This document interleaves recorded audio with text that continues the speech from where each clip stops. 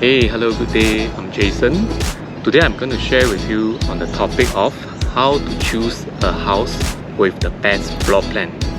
Okay, all this which I'm going to share is based on my experience of going to several hundred of houses in Singapore. These houses include condominium, HDB and even landed house. And of course, I have gotten many feedback from clients who have bought their house through me. And of course, as a personal homeowner, I also have my own preferred style. Okay, but anyway, the main intention of today's video is to help you to find a house that you can stay in it for a long time with your family comfortably and happily. So the third point which I want to come to now is actually the facing of the unit. This is important. Some people don't think so much about it. Okay, first thing first, we talk about west facing or east facing unit. Okay, so with this kind of facing, this means that there will be extreme amount of sunlight going into your house at a certain period of time. Take for example the east facing. That means that in the morning you cannot sleep till too late because the sun will be blasting into your window, maybe say starting 7 o'clock all the way to 8 o'clock. So if you want to have a longest sleep, you need to draw your curtains. And in the sense of a west sun facing unit, that means that in the evening, like say, maybe say starting 3 o'clock all the way to 7 p.m, there will be strong west sun coming into your living room, your bedrooms. And so this means that it will trap the heat. So when you want to sleep at night, you can face a tremendous heat wave that is trapped inside your room.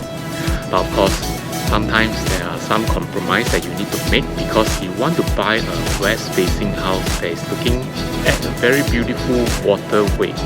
So you might want to compromise. And there's also many ways you can actually combat this kind of west sun. Take for example, you can put a solar farm, or you can build heavy curtain, and then you can just draw curtain during the extreme sunlight timing.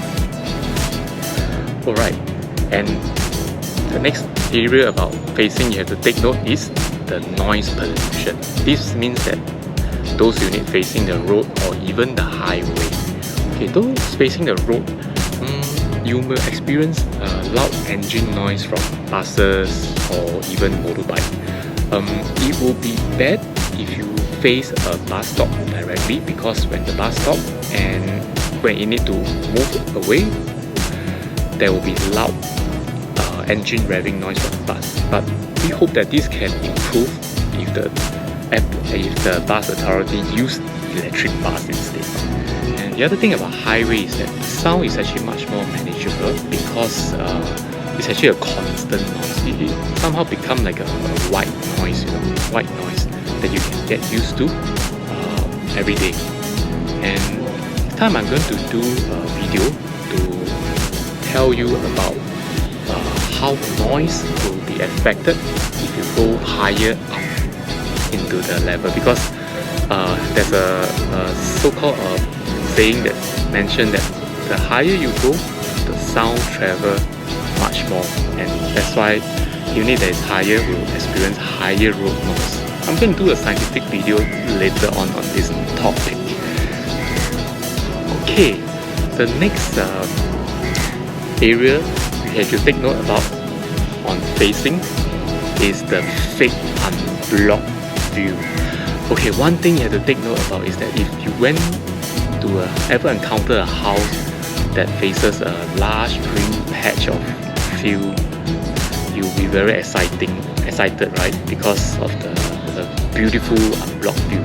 But one thing you have to highlight is that you have to check the master plan to find out what is going to happen to the so-called green field, unblocked view facing. What is going to happen to the green field over there? Because in the future there might be future development. They're going to build HDB or condo, and that means that in the future you might need to suffer loud construction noise and dusty, noisy conditions.